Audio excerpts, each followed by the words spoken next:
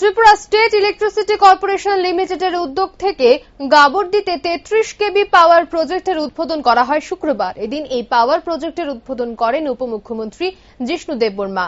উদ্বোধক হিসেবে বক্তব্য রাখতে গিয়ে উপমুখ্যমন্ত্রী বলেন, রাজ্যে এখন প্রায় প্রতিদিনই কোনো না কোনো জায়গায় বিদ্যুতের সাবস্টেশনের সূচনা করা হচ্ছে।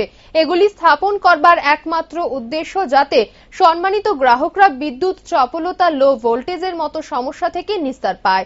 এতে করে রাজ্যে বিদ্যুৎ পরিষেবার উন্নত অবস্থার সাথে পরিচিত হতে পারবেন রাজ্যবাসী।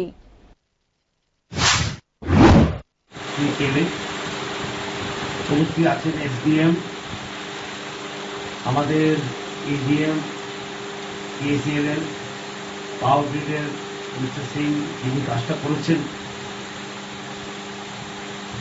এবং বন্ধুগণ, প্রেসের বন্ধুগণ, আজকে এটা উদ্বোধন হলো। এই সাবস্টেশনের কিছু বলার বেশি নেই, কারণ প্রত্যেক দিনই একটা প্রায় সাবস্টেশন আমরা উদ্বোধন করছি, আগামী দিনে আরো করব।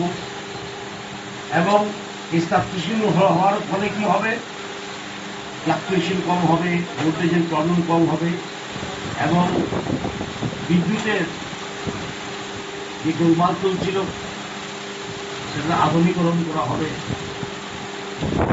এবং এই সাবস্টেশনগুলি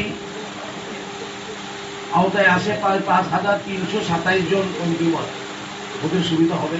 এবং যে জায়গাগুলি কভার করবে সেটা হল কাবরটি, দারুল বাচ্চার, শ্রীনগর, শ্যামনগর, সোহাপুর, জেকে নগর ইত্যাদি জায়গা এই সাবস্টেশনদের কভার করা হবে।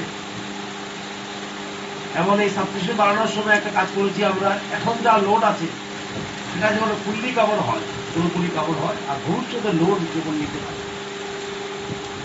কারণ আপনারা দেখেছেন প্রায় 6,29 লক্ষ টাকা ব্যয় হয়েছে।